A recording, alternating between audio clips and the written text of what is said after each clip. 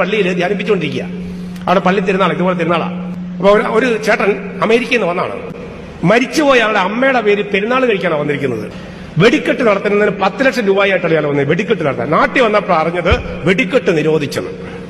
ഈ മനുഷ്യനെ ചങ്കുപൊട്ടിയുള്ള കരച്ചില. ഞാൻ ഇനി എന്ത് ചെയ്യൂ, എന്റെ ദൈവമേ, അത് വെടിക്കെട്ട് പൊട്ടിച്ചിട്ട് വേണം മരിച്ച അമ്മയെ പൊക്കാൻ. അവസാനം ഈ വെടിക്കെട്ട് നിരോധിച്ചു. 10 ലക്ഷം രൂപയുണ്ട്. അപ്പൊ ആ ഇടവകയിലെ 1-2 വീട്ടുകാർക്ക് അതായത് തറ കെട്ടിയിട്ടുണ്ട്, വീടിന്റെ തറ കെട്ടിയിട്ടുണ്ട്. അപ്പൊ വികാരിച്ചൻ പറഞ്ഞു, ഒരു കാര്യം ചെയ്യട്ടാ, ഒരു 3-4 ലക്ഷം രൂപ മുടക്കാമെങ്കിൽ ആ വീട് ചേട്ടന് ഈ പെരുന്നാളിന്റെ സമയത്ത് നമുക്ക് വെഞ്ചരിക്കുകയും ചെയ്യാം.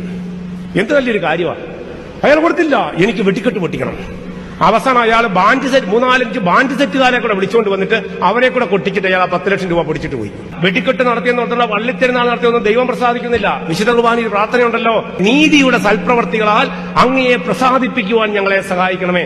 ദൈവമുള്ളിടത്ത് വിശപ്പില്ല. ഈ ഇടവകയിൽ ഏതെങ്കിലും ഒരു കുടുംബം പട്ടിണി കിടപ്പുണ്ടെങ്കിൽ നമുക്ക്